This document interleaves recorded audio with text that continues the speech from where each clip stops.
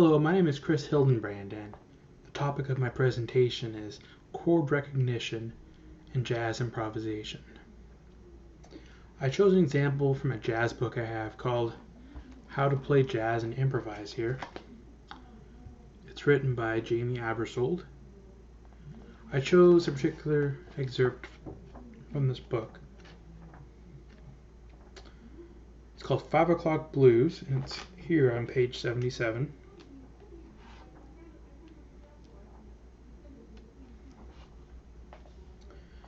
And I wrote the chord progression down here in my project.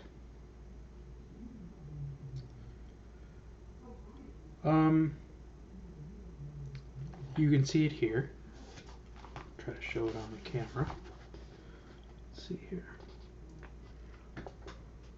There it is, 5 O'Clock Blues, CD track 8. And provide a bit of information about this excerpt and how it relates to my topic, which is chord recognition and jazz improvisation. Now, chords affect the notes to choose while improvising.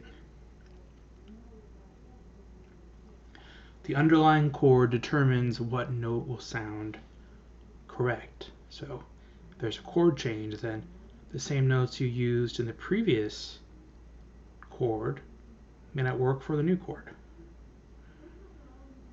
One example of how improvisation connects to chord recognition is to listen to underlying music such as a jazz rhythm section and determine if it sounds minor or major. If it sounds minor, then notes of a minor scale would be appropriate. If it sounds major, then a major scale would be appropriate.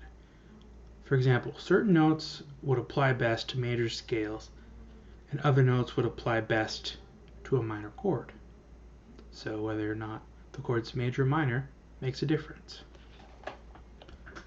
Now, the chord progression happens to be 1, 4, 1, minor fifth, 1, 4, 1, minor second, fifth, first, and fifth. Chords fit together in patterns. If the chord is minor, minor notes will be appropriate. For example, if the underlying chord is D minor, the notes of a D minor scale would fit with the music. So here's that progression again on the screen. See G7 written above the first measure, C7 written above the second. That's an example of a first chord and a fourth chord. A lead sheet can be used to recognize what notes to play, or simply a musically trained ear. So that chord example from the book is sort of like a lead sheet. Now the above progression, the one that's in the book, fits with the jazz style. The first 3 chords of the track, for example, the first chord, the G7 scale should be used. The fourth chord, the C7 scale should be used. The first chord, the G7 scale should be used. Any note in the G7 scale will fit in the measure with the underlying G7 chords. Any note in the C7 scale will fit when there is an underlying C7 chord.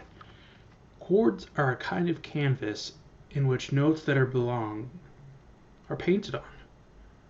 After the key is determined when performing a piece of jazz music, the ear can be used to recognize what underlying chord is being played.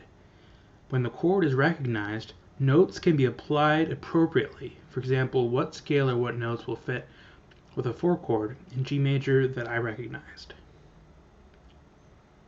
Improvisation is connected to chord recognition in the process of asking, what note should I play?